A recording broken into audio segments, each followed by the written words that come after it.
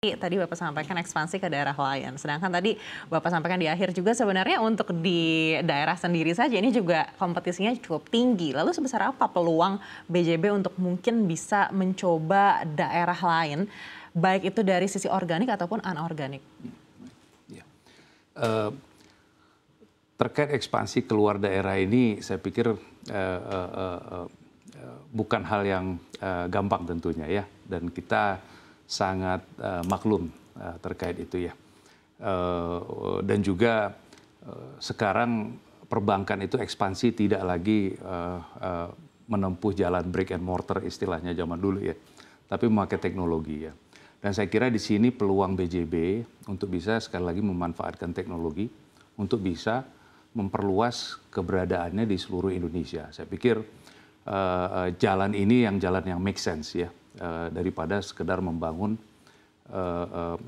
cabang atau kantor di luar, karena tren yang terjadi malah sebaliknya sekarang, di mana perbankan banyak menutup kantor cabang karena memang sudah bisa terlayani masyarakat dan nasabah itu sudah bisa terlayani oleh digital banking tadi ya, secara online, sehingga keberadaan cabang itu semakin lama semakin menjadi sebagai pendukung ya.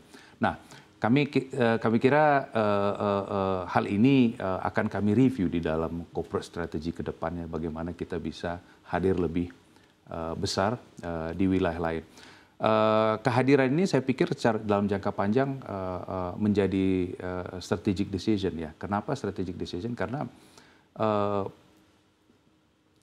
dalam usaha kita memanage resiko, baik itu resiko pertumbuhan maupun resiko liquidity contohnya ya, itu saya pikir mau tidak mau kita harus bisa mengembangkan pasar di luar hanya pasar Jawa Barat ya.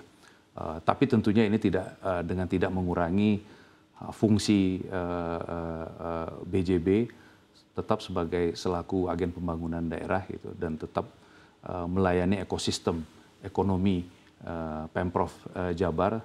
Tapi kita tidak bisa hanya tergantung kepada bucket portfolio yang itu saja, tapi harus bisa mengembangkan ke tempat lain.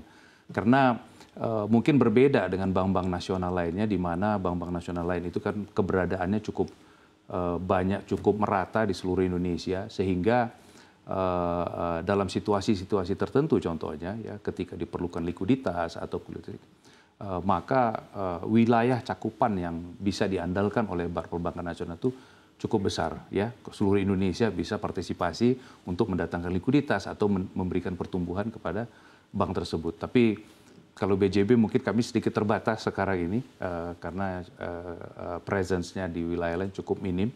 Tapi saya pikir ini sekali lagi menjadi peluang ya, menjadi tantangan bagi kami bagaimana bisa kami kembangkan ke depan tadi ya. Nah, itu kira-kira terkait yang ekspansi tadi ya. Baik, lalu berikutnya Bapak sampaikan tadi terkait dengan budaya, risk dan juga compliance gitu. Tapi kalau mengacu pada budaya yang saat ini sudah ada di BJB, seperti apa ini mempengaruhi capaian kinerja hingga kuartal 3 2024? Dan seperti apa harapannya hingga di sisa waktu yang ada hingga akhir 2024? Baik. Ya. Alhamdulillah kami masih tumbuh ya, walaupun pertumbuhannya tahun ini sedikit menurun ya dibanding periode-periode sebelumnya, tapi masih tumbuh baik secara aset maupun secara pendapatan top line ya. Tapi ada hal yang kurang positif tentunya ya, di mana dan saya pikir ini juga dialami oleh industri pada umumnya, yaitu kenaikan biaya likuiditas ya, biaya bunga, beban bunga bank ya. Dan ini kalau ditanya bagaimana kinerja kami sampai kuartal 3 dan mungkin juga proyeksi sampai akhir tahun, mungkin kalaupun ada dua penghadang terhadap profitabilitas, mungkin secara jujur bisa sampaikan mungkin ada di beban biaya likuiditas tadi, dan juga tentunya di pencadangan kredit. Jadi masih ada porsi portfolio itu yang masih menantang secara kualitas portfolio. Jadi, tapi di luar itu pertumbuhan masih ada ya. Tinggal kita manage saja nanti bagaimana kita bisa ke depan nanti mendiversifikasi DPK, karena dana pihak ketiga ini saat ini masih cukup bergantung kepada kategori likuiditas yang cukup mahal ya, seperti tabungan dan deposito ya. Ke depan tentunya kami punya PR yang cukup besar, yaitu bagaimana kita sekali lagi bisa menjadi transaction bank pilihan paling utama dulu di rumah masyarakat Jawa Barat, ekosistem ekonomi pemerintah Pemprov Jabar ini harus menjadikan BJB sebagai bank pilihan transaksinya. Karena dengan transaksi maka likuiditas akan datang dengan sendiri, dan ini adalah likuiditas dengan biaya murah. Ya, ini PR kami ya, bagaimana mengembangkan ini ke depan agar beban bunga tadi itu bisa termitigasi lebih proporsional, ya, tidak hanya bertumpu kepada beban-beban bunga yang mahal ya. Tentunya memanage resiko juga ke depan. Bagaimana kami bisa memperbaiki kualitas portfolio dari segmen-segmen tertentu. Tentunya ini suatu journey sendiri ya. Tadi di awal saya sudah mengatakan transformasi salah satu yang diperlukan adalah risk, ya, budaya risk dan compliance.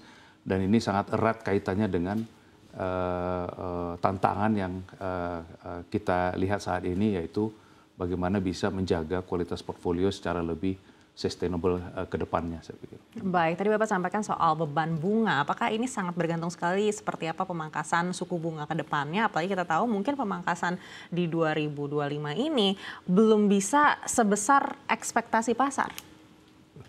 Ya, kalau kita lihat ekonomi US ya, sepertinya pembalikan penurunan suku bunga terhenti saat ini ya.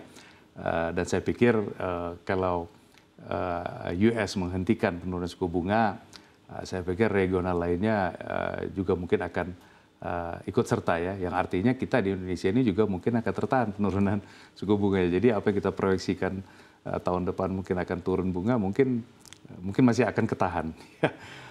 Dan ini tentunya tantangan tersendiri bagi perbankan, karena kalau penurunan suku bunga tertahan maka suku bunga DPK tadi mungkin belum bisa kita turunkan ya, sehingga mungkin masih akan menggerus NIM lah ya paling tidak, karena suku bunga kredit saya pikir tidak segampang itu untuk dinaikkan ya bagi perbankan. Jadi perbankan di sini cukup dilematis, karena di satu sisi pendapatan di atas itu tidak gampang untuk dinaikkan, di sisi lain biaya bunga juga cukup menghantui kita gitu ya. Belum lagi kompetisi terhadap likuiditas sendiri ya. Tapi kami melihat biasanya kita sudah melalui pesta demokrasi kemarin ya, di mana sempat terjadi kompetisi likuiditas yang cukup ketat ya selama periode pesta demokrasi tadi. Tapi biasanya kalau kita lihat 6-9 bulan setelah itu likuiditas akan kembali, dan kami yakin juga insya Allah tahun 2025 ini likuiditas akan lebih baik. Baik.